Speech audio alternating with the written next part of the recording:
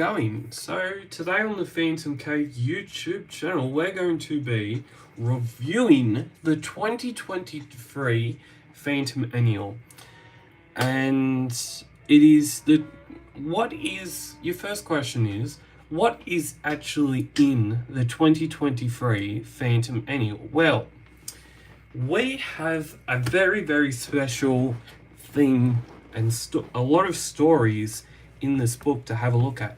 So most of the stories, as I'm about to say, most of the stories are based around the person who really was the person that sort of was the transition, one of the people that was the transition between Lee Falk actually passing away, one of the artists that was the transition from Lee Falk passing away and coming into the 2000s as well, and the guy, and he's still alive to this day, that one and only Graham Nolan. So I'm guessing with this collection of stories, you could say, that there will be more stories that will be collected in future volumes of the yearly annuals. And now we've been seeing, a lot of people have been seeing, if you've been following the Phantom since the early 1990s, a lot of people have been seeing the Phantom and it being an annual since. So the Phantom Annuals have been going since 1991, with the first annual coming out in 1991 and the second one coming out the following year. And it's pretty much been, you would say, 30 odd years of consecutively having and being able, Phantom fans being able to read a Phantom Annual for pretty much around 32 years. And that is just amazing. So, our cover for today has been done by Jason Paulos, and it is just amazing. The cover for today just reminds me of a very known, I would say this is one of the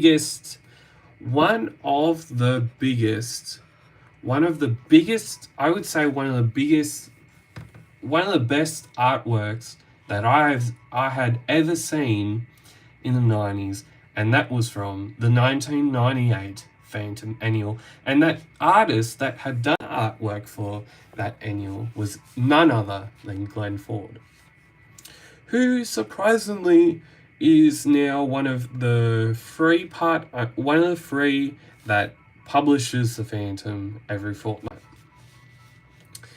So yeah, what I was about to say was that this whole fist up in the air and all the lines going out from the fist, I looked at it, the first time I looked at it, I said, you've got to be joking me. You've got to be joking me, because that fist and that image just reminds me of the 1998 Phantom Annual cover art. And I think that's awesome. And Jason Paulos not only has done the front cover, he's also done an overlapping connecting cover series, which is the front and the back cover. That is the back cover there, and that is the front cover there. And most of these images that we see on the front and back cover are panels from the stories within this book. What else came with this book? Well. We have a replica of the Phantom number 33, and we will also be having a look at this book as well. Which I've said this in the past, and I do not really read these replicas. I have more enjoyment reading this big bad boy, this big bad book. So we're going to have a look at this. We're going to have a look at what the stories are for this 2023 Phantom Annual. The first story is Warrior's Secret. It is the 153rd Phantom Sunday story, done by Klaus Ray Murphy and drawn by Graham Nolan. It was published from the 6th of August 2000 to the 4th of March 2001. That is starts on page 5, and then we have the Lion's Head Tamarine. It's the 154th Phantom Sunday story, written by Klaus Ray Murphy and drawn by Graham Nolan. It was published from the 11th of March 2001 and ended on the 7th of October 2001. And then we have the Warmongers. It's the 155th Phantom Sunday story, written by Klaus Ray Murphy and drawn by Graham Nolan. That was published from the 14th of October to the 2001 to the 7th of April 2002. And the briefcase is the 156th Phantom Sunday story, written and drawn by the same people. It was published on the 14th of February 2002 and ended on the 29th of September 2002. And then we have the Snake Goddess Island. It was wrote and drawn by the same pairing of Klaus Ray Murphy and Graham Nolan. It was published from the 6th of October 2002 and ended on the 30th of March 2003. And then we have The Terror of Motuan, the 158th Phantom Sunday story. The story was written by Tony DePaul, the current Phantom daily and Sunday artist, and drawn by Graham Nolan. It was published from the 6th of April 2003 and ended on the 28th of September 2003. And the last story we have today is The Sinbad Stone. It was the 159th Phantom Sunday story, written and drawn by Graham Nolan.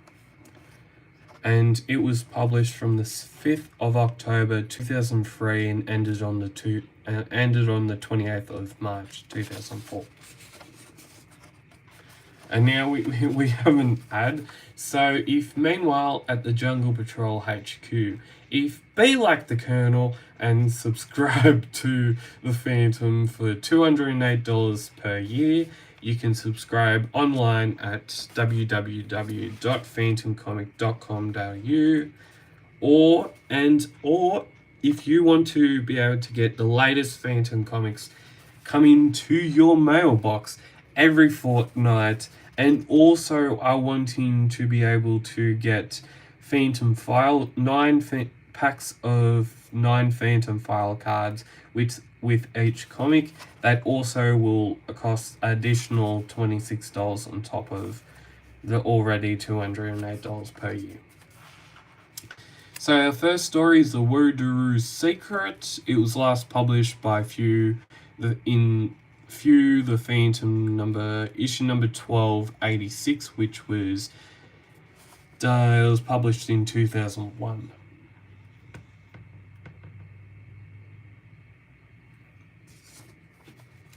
As I said, it was wrote by Klaus Ray Murphy and drawn by Graham Nolan. So how this story goes is that there is a father's daughter who is trying to look for her father, pretty much.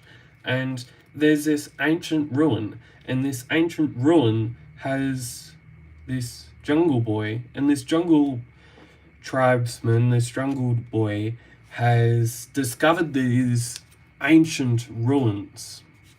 And where these ancient ruins live, and where the person that pretty much resides in these ancient ruins is the most ancient medicine man of all time. It is good old Woduru. And the Jungle Boy gets mysteriously taken. And so the Phantom tries and works out. So where... And the Phantom hears of this disappearance. He says, where did this Jungle Boy go? So where... And then we find out the daughter, and the daughter is called Laurie Cartwright. And she says, you might remember my father. And she's talking to the people who took an expedition to inside the jungle, so Laurie Cartwright could have a look at some ancient ruins that he thought were there. And then those same people that eventually attack the daughter inside the mysterious under-discovered jungle are deciding on killing her, and are also deciding on how they're going to find Cartwright to start with, and then also how they're going to try and get out of this situation that they're already currently in. So if you're watching, we're having a look at the 2023 Phantom Annual, and the first story that we're currently having a look at is Woduru's Secret. So the daughter decides she wants to go and have a swim. So then the Phantom saves the daughter from getting eaten alive by crocodiles. The Phantom thinks to himself, I think I might just hang around and see what's still in here. So the Phantom hangs around and discovers that the daughter's father is the daughter's father actually still alive, or is the daughter's father actually dead, passed away? Well, we find out that on page 27 that the daughter's father is actually still alive, and the person who is behind the mask of Duru is actually the daughter's father, which is very, very, it's just like mind-blowing at this stage, where if you're reading this story in the first instance of you reading this story, and you're reading it and you're getting into it, and then you find this part of the information out, you just feel like, wow, what a good story. But I guess the writer, I think Klaus Murphy, he had a knack for writing very spooky and mysterious stories, and even historical stories as well, which I enjoy those historical stories. But back to this one. So the Phantom notices that the people who were helping trying to find the daughter's father, have seen and noticed also that Cartwright is also still alive. They try and find him and kill him. They also try and kill the daughter and the Phantom. The Phantom wants none of that and decides that he needs to save themselves and try and wrap this case up, and try and wrap this adventure up. So he wraps the people up in cotton wool, and he ties them up, and then he finds the daughter's father, goes a bit like this. I don't want to give false hope, Miss Cartwright, but in my opinion, we can nurse your father back to mental health again, and given the proper time. The daughter goes on to say, I am so glad to hear that, doctor. And then the daughter thinks, for 10 years, I believed my father was dead, and now I have him back again. And then in the next panel, she says, all thanks to the marksman. I wonder who he was. He never told me. And then the next story, the 154th Phantom Sunday story, is written by Klaus Raymourthy and drawn by Graham Nolan. It was last published by Frew publications in Number of the Phantom, issue number 1301. And that was published in 2001. So the story is called Lion's Head Tamarine, and we have an appearance of Prince Rex. We have an appearance of a new Misty Mountains, well, you could say city, and we have the appearance of the Prince Backman, which is supposed to be leading the country, but his father, or his grandfather or something like that, that is currently the king, is, well, assassinated. And Prince Backmat gets to the airport, and the count that is currently looking after everything and is wanting this Prince Backmat dead. Well, he's not going to have it his way. No one's going to have it their way. And at the end of this, and Prince Backmat is on a plane to his hometown to take over as the ruler. And his plane, actually, by old Gold Stevens, the plane is boom. And then the Phantom says, well, we're home soon, Devil. Gurun will glad to see us. And then he sees this plane crashing, and he says, go, hero, go!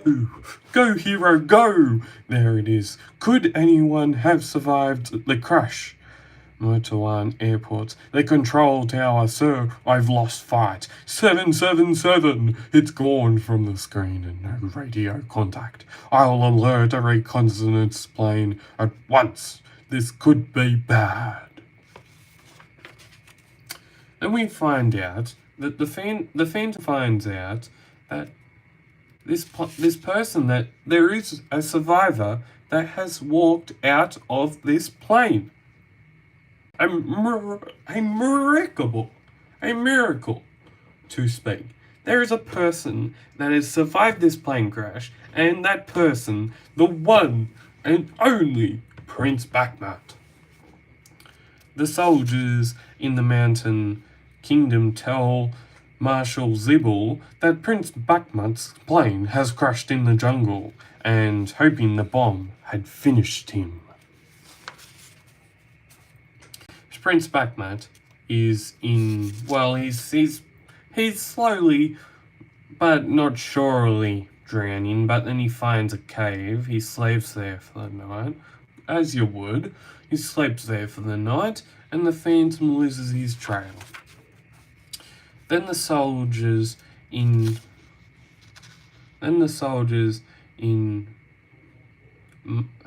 Then Marshal Zeebel's soldiers, the people that are also behind the distrustful Marshal Zeebel and supporting his leadership contentments and wanting this Prince Backmat dead, are thinking, well, hang on a sec, we can still try and kill this poor Prince Backmat. Marshal Zeebel in the Hamitsistan is worried that he hasn't heard, and he's planned to get rid of Prince and to seize the throne for himself. It has backfired horribly. And he sends out soldiers, and the Prince Backmat finds food, and this Prince Backmat finds a friend. That friend is a monkey. And it turns out that the Phantom has to then save Prince Backmat from getting shot. Yes. In all the unfortunate events that Prince Backmat has gone through, this is very, very much one of the things that He's now going through his game. To start off, his plane has crashed. His plane crashed when he was going over the jungle. He survives that.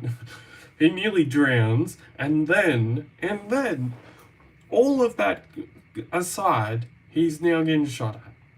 And then the Phantom saves him.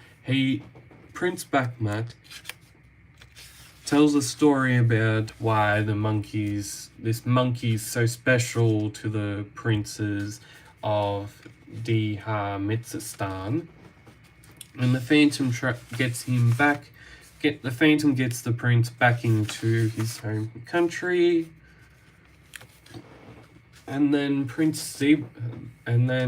Marshal Zeeble is trying to take the leadership for himself, and then Prince Rex says, "Look, Tom Tom, it's Uncle Walker for the ghost who walks. I am glad to see you and are in good health, Prince. But your appearance changes nothing. Without a lion's head tamarine, your suitability cannot be praised." Oh, well, that's where you're wrong. The lion's head tamarine has already made his choice. The prince was lost in the jungle, but the monkey found him. It's a miracle, people say. Prince Bakhmat is a new prince. Hail, Prince Bakhmat! The Marshal Zeeble says, "Curse it. Even the soldiers are on his side now. I am not defeated yet." And he tries to take Prince Bakhmat's life. The Phantom wants none of it. They try and leave in a helicopter. And the Phantom wants none of it. And where does Marshal Zeeble end up? The Phantom says, "Such language, Marshal. Better not use that in court when you stand trial." And so the new prince is installed by all people, with one exception. Bah!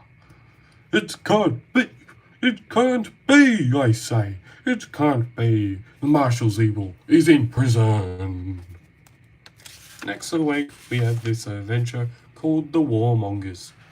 Okay, so if you're just joining us, we've been doing this live stream for, you would say, 22 minutes, and I've been reviewing the 2023 Phantom Manual. And this story that we're now up to is The Warmongers. It's the 155th Phantom Sunday story. The story was written by Klaus Murphy and drawn by Graham Nolan. It was published in the 14th of October 2001, and then it ended in 7th of April 2002.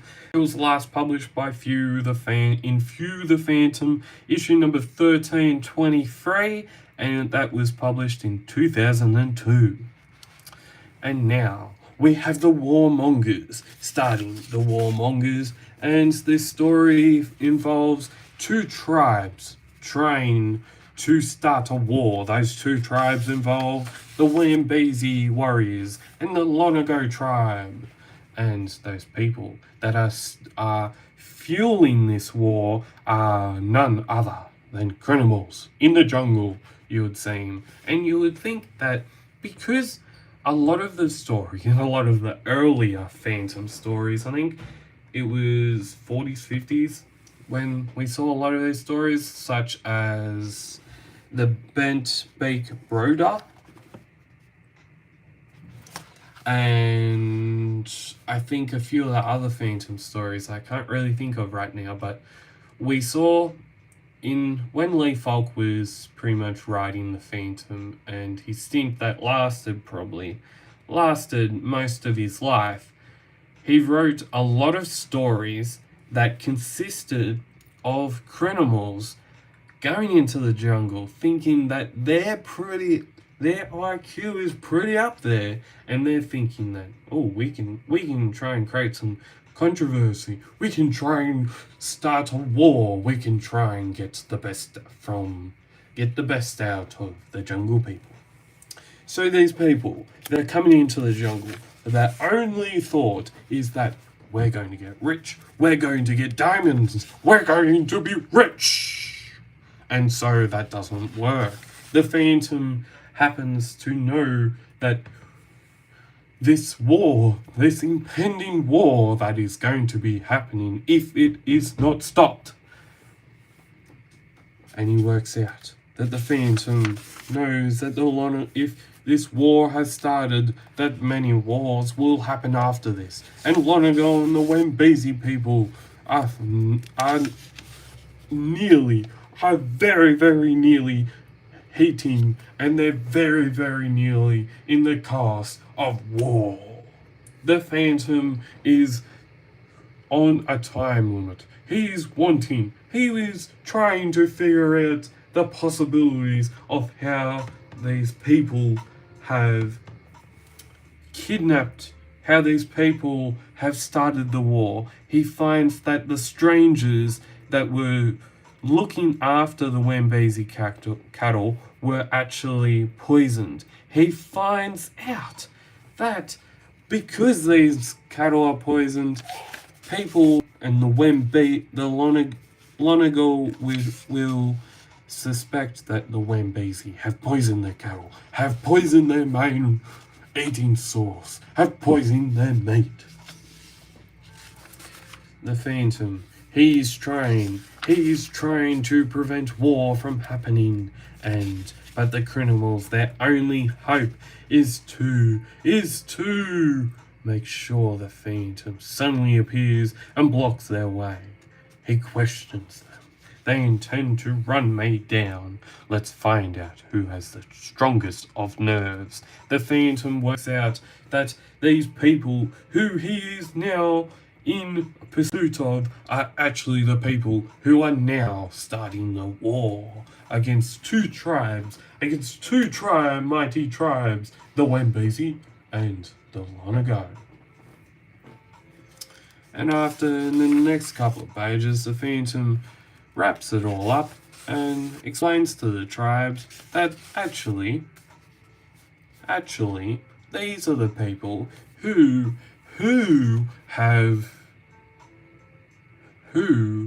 he works out. The Phantom describes and says to the Lonegans and says to the Wembesi, they say, the Lonegans are innocent. These men poisoned your cattle and stole the statue of the golden ox. Kill them, the jungle natives say. They deserve to die. The Phantom says, no. The Council of Chiefs will decide their punishment. Later, the covenant of the golden ox is renewed, cementing the peace between the tribes. And the Phantom goes on to say, the Gureen goes on to say, I'm glad peace has returned to the jungle. And the Phantom goes on to say, so am I, Gureen, so am I. I feared the covenant of the ox had outlived itself. Let's celebrate its renewal. And then we also have this little bit of Phantom trivia. Did you know that the most incredible shot ever fired by the Phantom was not from one of his handguns, but a rifle? In the 1986-87 story, The Hiroshima Terrorist, the Phantom shoots down a jet fighter from a helicopter. And did you also know that Uncle Dave figured in possibly the most remarkable return from obscurity, retired for many years from his old job as the police commissioner? He returns in the 1989-90 story, The Death Threat, as police commissioner of New York. Well, I will be. Did you know those two facts? When I saw them for the first time, I did not know them. Now I do, and that is good. So our next story is called The Briefcase. It was the 156th Phantom Sunday story. It was again written by Klaus Murphy and drawn by Graham Nolan. It was the last published by Frew in the Phantom, issue number 1335, also published in 2002. And note to self that the two main villains, Catawissa and Baltimore, were modelled off on Ed Rhodes and Pete Claus. Shout out to Pete Claus with this story, and I hope you're doing alright, mate. And I hope you enjoy this. If Jamie gets to show you the panels from this story, it was just awesome to see Pete Claus in a Phantom story, which I'd never actually wrote. I'd never actually read before, so it was pretty awesome. Hope you're doing okay, Pete Claus, and yeah, it's gonna be good. So we have the briefcase, and I'm about to get into this. We are on page 91. We are 30 odd minutes in, and let's do this. So you're probably wondering, what type of music do I have in the background?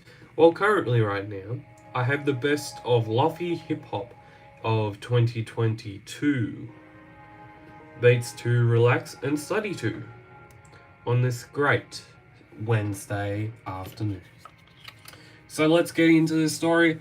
I hope you've been enjoying this live stream / review / community hangout. If you have any questions that you would like me to answer, or if you're watching this on the replay and you have any questions that you would like to comment down below, then you can comment them down below and I will try to answer them best I can. In the meantime, let's get into the briefcase.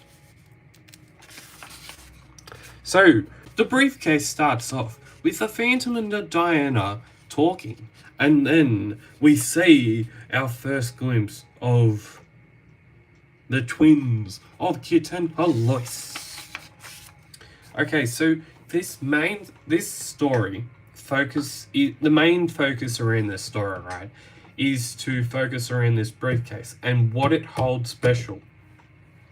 And also, I think the main part of this story also focus around Kit and Alois going out in the jungle, having a good old, having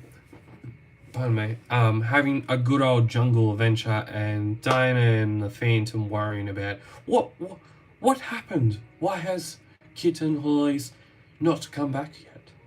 And the Phantom finds out that the reason why Kit and Alois haven't come back from their jungle adventure is because they're nearly going to get shot at. And the two main villains, are no other than Ed Rhodes, and were modelled off no other than Ed Rhodes and Pete Claus.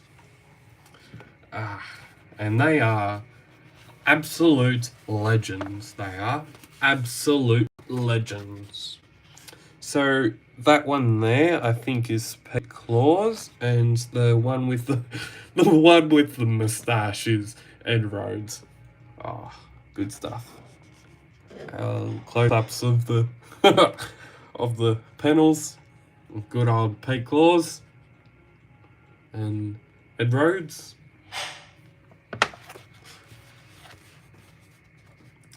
So the Diana and the Phantom are worrying about Kit and Alois because they haven't really, as you normally would, as a normal family would, they haven't come back yet. So they're worrying about it, and the Phantom says, it's alright, mate.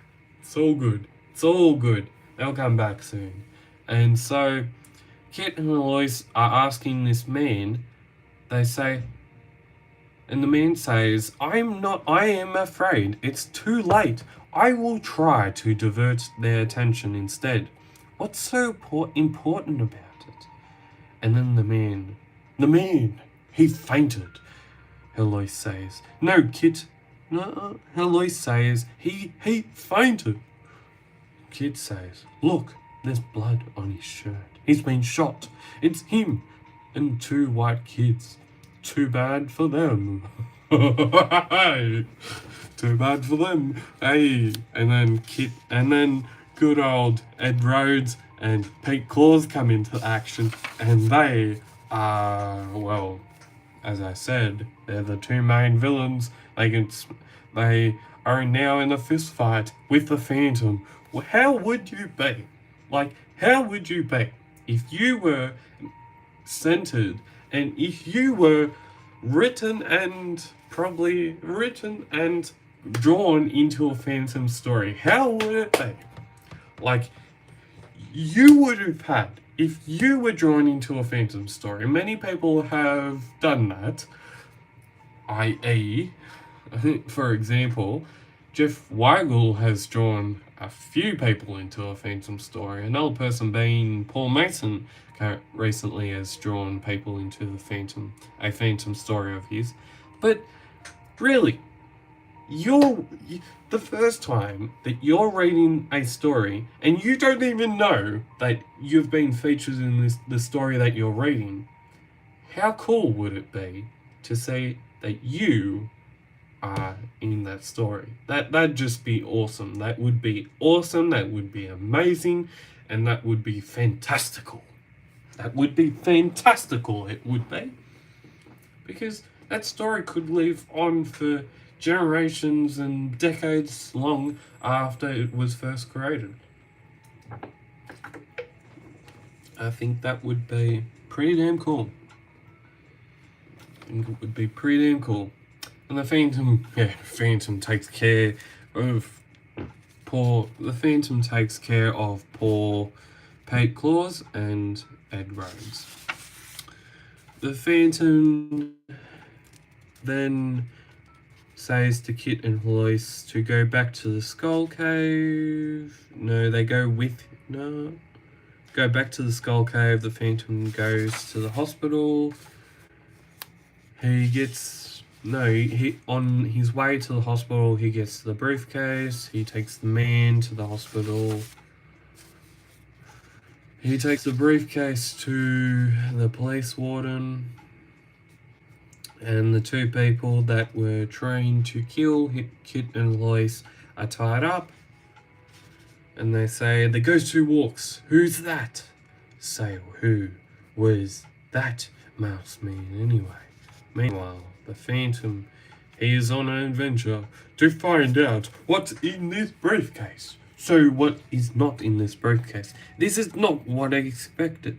Just a bundle of papers. I was expecting something more spectacular. So those papers that the Phantom will eventually get to take back to the police department are evidence to say that a huge crime boss in Motawan is doing very, very dodgy things, and that the Phantom gets onto a boat.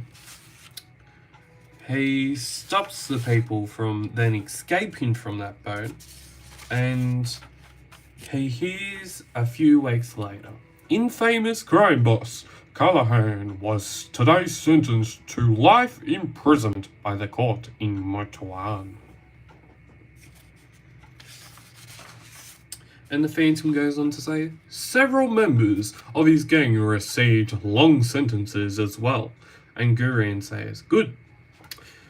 Gurion then goes on to say, "Motawan's a safer place with that lot stowed away." And the Phantom says, "Yes, Gurion, it is."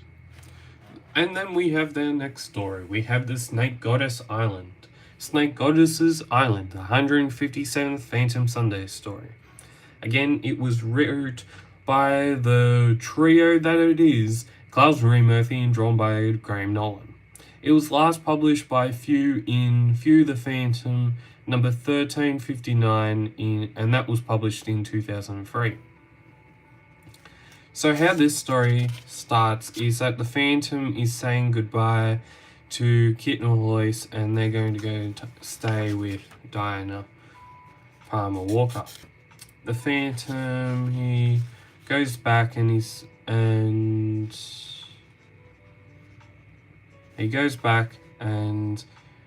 he doesn't necessarily hear He goes past the Mori village, and on the way to Enden, he goes and sees them. And he doesn't necessarily hear that there's alarm at the prison and that there's someone actually has escaped. The person who has escaped makes it all the way to a boat.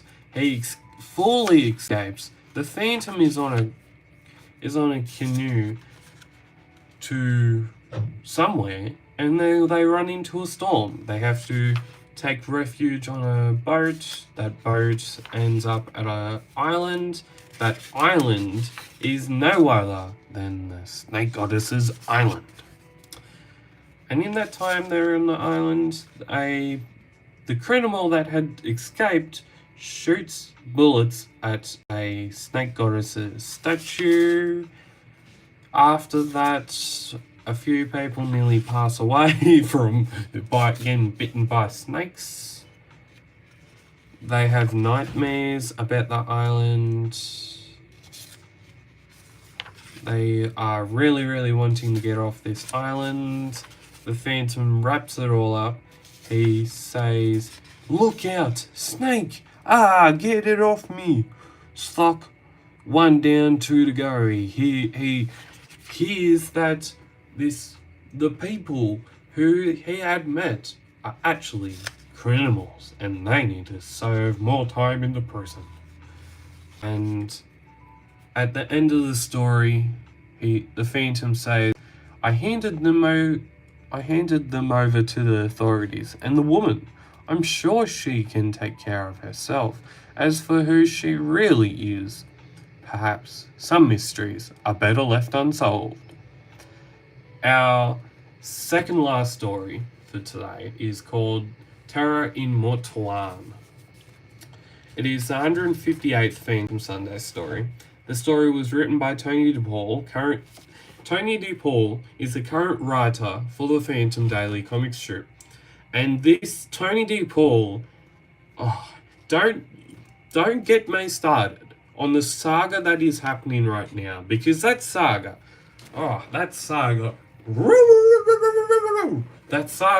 is going for way too long. Everyone has said that. It's gone for way too long. And at this current time, we don't even know. Phantom fans don't even know when this story or this saga is going to actually end. And I'm just going to stop there, because I will rant and rave and rave and talk about this story and what is happening in the dailies for far too long. And this Terror in Mortuan was last published by Frew the Phantom in Frew the Phantom issue number 1372, and that was published in 2003. So what happens in this story? It pretty much centralizes around the Python escaping and going over the border of Bengala, and he hits Mortuan. The Phantom is then called in because the Python is having all these people in the government center, and he's basically holding them hostage. Pretty much. He's holding them hostage, and the Phantom is trying to work out all the best ways to try and stop this massacre that might and truly might happen. Lawaga really wants to arrest him immediately, and the Phantom says, "No, old friend. Government Center provides 24-hour care for the children of your top soldiers. Police Cattle knows it and has rigged the building to explode.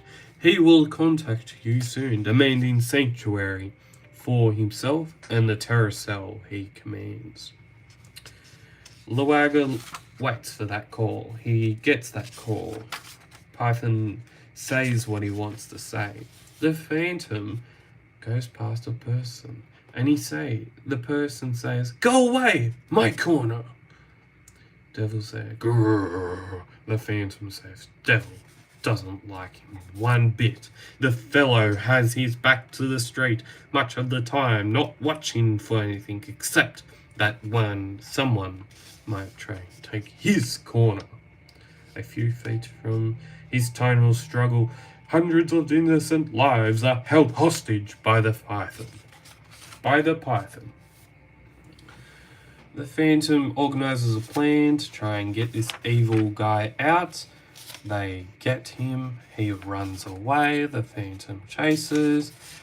He goes right past the person he just went past the day before, and that person that was on the street is the person that will be one of the main focal points in this story. And he commits a bomb. The bomb goes off, and the Phantom is hit. Is the Phantom dead? The Python thinks so, but the authorities believe if the Python had detonated this weapon, Government Center would no longer exist, Mr. President. These nerve gas canisters would have burst killing the wounded, and all would be rescuers. Thank God your special agent got to the Python's detonator in time. Thank God indeed. But why has my old friend not reported back to me? I don't like this silence. The Phantom is nowhere to be seen at the Skull Cave. But where he is at the hospital. A couple of days later, he goes to the Skull Cave and he's resting. Gurin said it was time to bring him home to the Deepwoods. We are close to home, big friend, the Deepwoods, and the last panel says, your legend will grow strong on him when you meet again because he thinks that you are dead. The last story we have for today, or technically it's the last story, but of this book, we have the Sinbad Stone. It was the 159th Phantom Sunday story. The story was written and drawn, actually, hang on a sec. It was drawn by the one, the only, Graham Nolan! It was published on the 5th October 2003, and it ended on the 28th of March 2004. It was last published by Frew in the Frew the Phantom, issue number 1384, and that was published in 2004. Woo! Okay, so this Sinbad Stone, the Phantom is wanting to go on a vacation, a voyage the voyage on a sea, on the ocean to speak. They find a person that is struggling to not be drowned by himself. And the Phantom hears his story. He goes, and he tries and saves people. He saves people from this very, very harsh reality that he's seen right now. All these people that have been working under the beaten sun are shipwrecked survivors forced to dig for the legendary Sinbad Stone. The Phantom takes every person out. He saves the people. He releases them. They have freedom. They say. And the Phantom says and makes his presence known. Surrender, Chub. Free these men or else. And the person says, by Gad Fry, so you are a man of great resources. You have managed to disrupt You have disrupted my organization. No small feat, I grant you. You understand, of course, I cannot allow it to continue. Of course. Gentlemen, if you please, no last request. For the condemned man, ha! Marvelous! Bravado! My good friend, my good man, what is it you wish? The time. What is the time? A couple of minutes later, well, it's 7:23. That sounds funny. My watch must be slow. And boom! Boom! And the island explodes. The people are freed. And Diana says, but what happened to the Sinbad stone? It was never found. The island is huge and Banding never made a map. I doubt it will ever be found. Until this day, the Sinbad stone has never been found and is still on a nest of birds. I love that ending because of this. I love that ending only because of this. The island is huge and the Banding never made a map. I doubt it will ever be found. And then, yeah, it's found with birds. And then we have the messenger bag. If you're wanting to purchase this messenger bag, the main bag that cannot die for the ghost who walks, fashionably made from washable vinyl, visit the Phantom shop at www.phantomcomic.com.au. And you can get this Phantom messenger bag for $60, including shipping. Then we have books for the discerning Phantom fan. And it includes trade paperback number 1 to number 4. We have the Legacy series. We have Kid Phantom Collection number 1. We have graphic novel number 1 and number 2. I will be reviewing that book very, very soon on the channel. And then we have last year's chronological, and that's pretty much for this book. And now we're going to have a look at the replica. I said this earlier, and I'm going to say it again. I don't really read these replica books. I don't really have a understanding of why I need to read those replica books, because I know, well, if you're a Phantom fan and you're feeling like you're at some point in your lifetime that you're never going to be able to purchase this book, and you have a replica of the original book in your collection, then, and you think, oh, I'm never going to be able to buy this book, the original copy, but I have a replica for it. But yeah, and that's great. It's great because I have a replica for it, and now I can still read it. I still have an opportunity to read it, and I get that. But yeah, with these replicas, there's a purpose for these replicas, and the purpose is pretty much, if you do not have the original to look at, to read, and look at and read again, and you have a replica of that original issue, you can still say, hey mate, I have a replica version of that comic book. I still am able and have the opportunity to still read it. So yeah, we're going to have a look at it. It's the Phantom Bent Beak Broader and Bent Beak in the Phantom's Mark. It's Phantom number 33. Back in those days, you could get it for, I think, $8 or $8. And it was a few publication, published monthly, and let's have a look. Hey, let's have a look. Oh yes. The first thing that hits ya is nostalgia. Like, the only plus that I have with these replicas is that the first time you open these books, you just have a warmth of a coldering spell of nostalgia. It's awesome. It's awesome. Like, you're able and you have the opportunity to still be able to read a book that was published back in the 1940s or 1950s. You still have the opportunity to own a replica of the original. So yeah, I think it's awesome.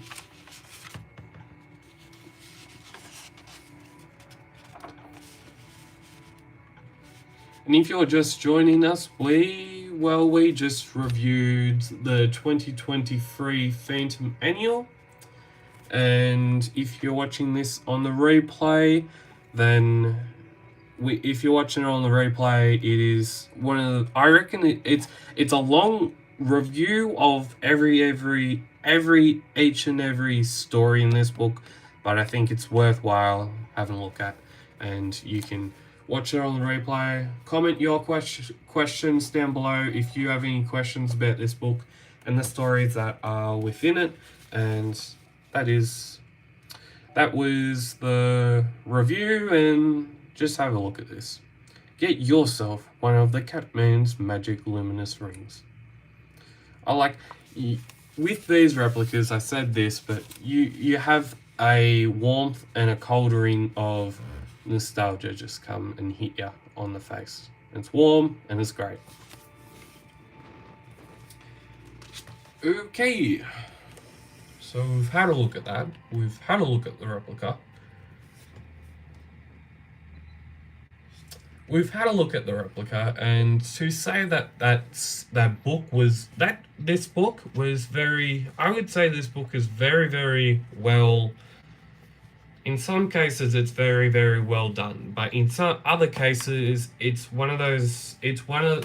my book in particular has some printing errors at the back of the book. Has like pink, if I can find it, it has like pinkish streaks in the book. But I guess you get that in the hard times. You get that in the hard jobs.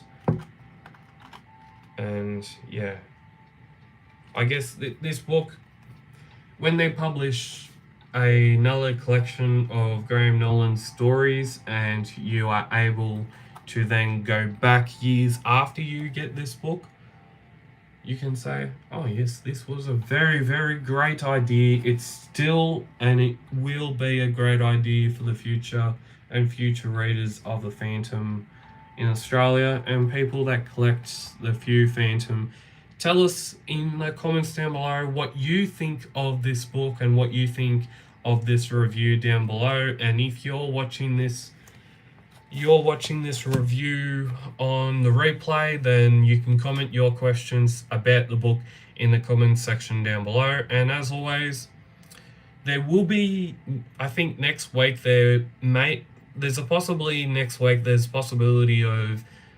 of me doing another live stream, because recently I posted, I think, a picture on my socials, but recently I have finished the fight against the Sing part 1, 2, 4, and that is a part of the 22nd Phantom Saga.